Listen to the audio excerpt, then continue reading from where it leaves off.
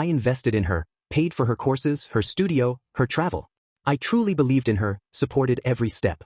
Then she left me for the man who appeared only after I'd built the life she now lives. I met Claire when I was 32. I just moved to Austin for work, managing logistics for a mid-sized tech company. Nothing glamorous, but stable.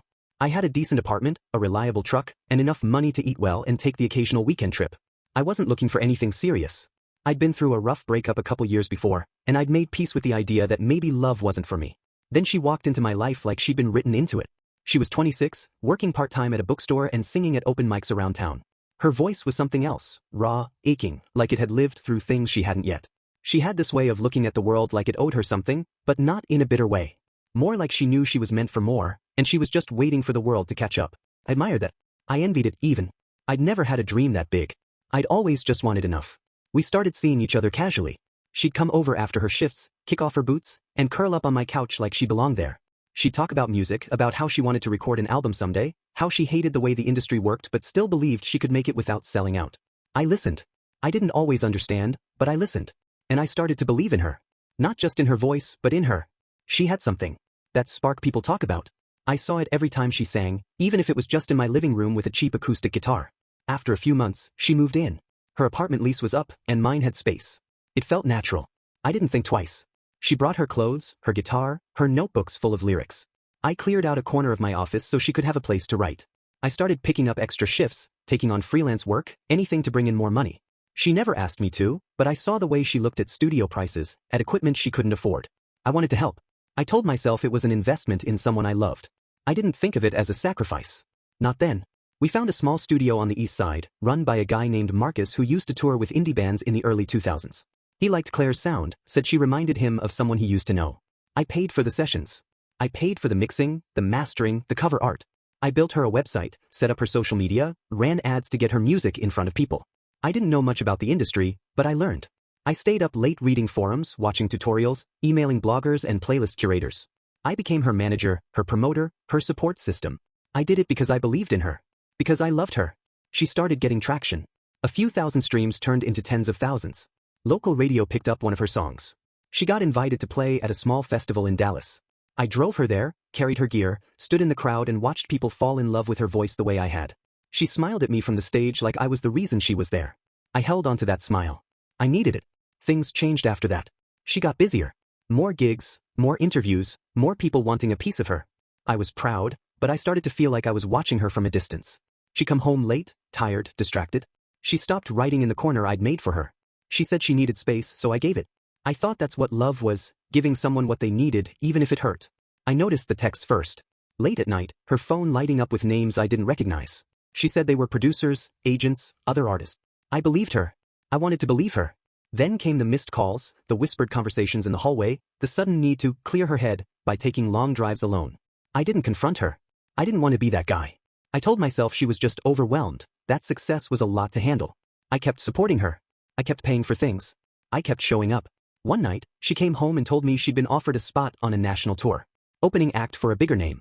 It was everything she dreamed of. I hugged her, told her I was proud. She didn't hug me back the same way. I felt it. Something had shifted. I asked if she wanted me to come with her, help out on the road. She said it wasn't that kind of tour. That she needed to focus. That it would be better if I stayed. I didn't argue. I just nodded. I told her I understood. She left 2 weeks later. I helped her pack. I loaded her gear into a van I'd rented. I kissed her goodbye, and she kissed me like she was already gone. She called a few times from the road.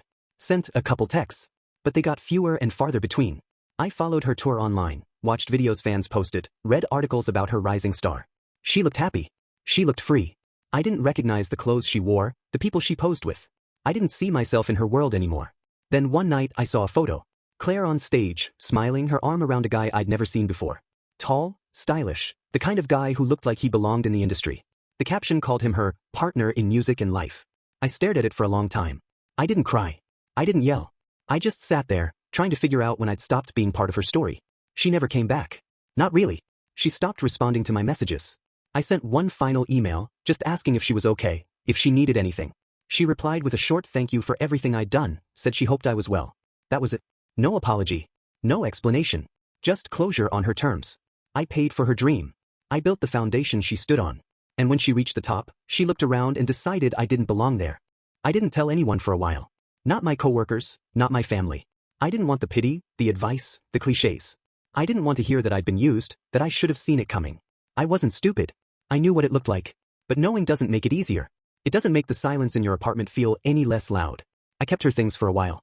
Her notebooks, her old guitar, a scarf she used to wear when she sang. I told myself she might come back for them. That maybe she'd realize what she'd left behind. But weeks turned into months, and the only thing that came back was the echo of her voice in my head. I started sleeping on the couch. The bed felt too big, too empty. I stopped listening to music altogether. Even commercials with acoustic guitar made my stomach turn. People started asking about her. At work, at the coffee shop we used to go to, even Marcus from the studio reached out once, asking if I'd heard from her. I said no. I didn't explain. I didn't know anyone that.